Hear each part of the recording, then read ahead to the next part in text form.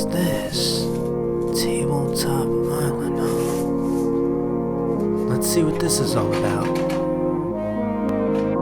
Navigate through to be the first to complete your team with 4 matching Mini Boglins cards and 1 crown. But watch out, because your opponents will try to send you to the slime toilet, and that will set you back. The Mini Boglins Game by Ideal. Welcome to Tabletop Island. I'm Bernardo, your host, and today we're going to be taking a look at the vintage board game, the Mini Boglins Game. This came out in 1994, and it came out by Ideal. Now, I will start off by saying this, it is a slime game, which is why I own it, but it is also the rarest board game in my collection to date. Why is that?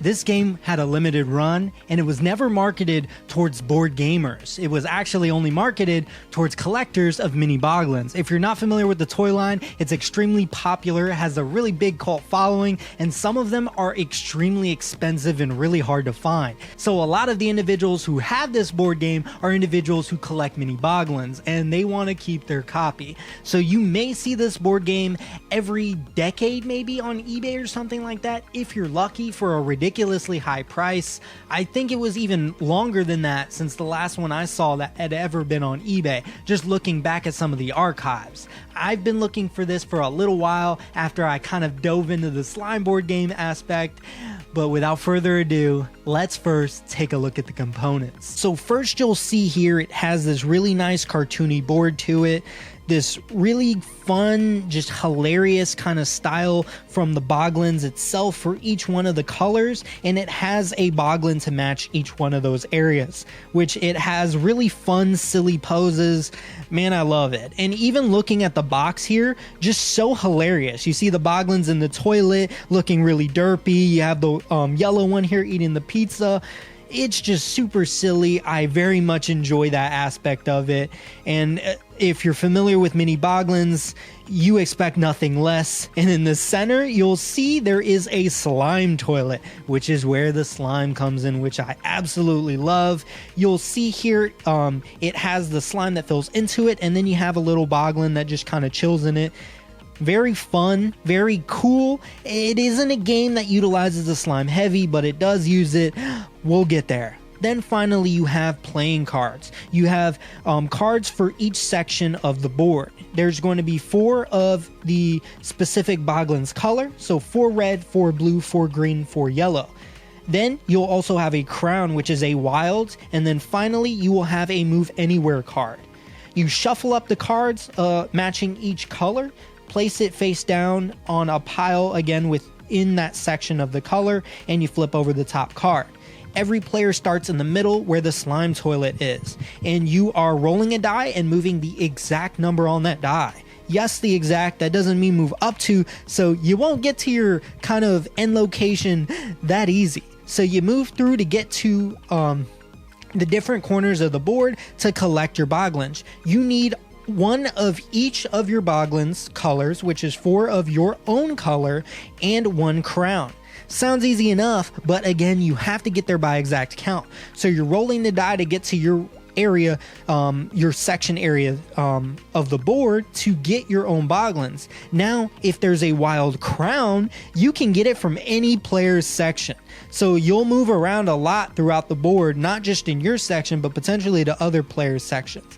And there's also, again, that move anywhere card, which means if you land on that spot with it by exact count, you get to put that card to the bottom of the deck, reveal a new card, and you get to move anywhere on the board, including your own section to get your next Boglin.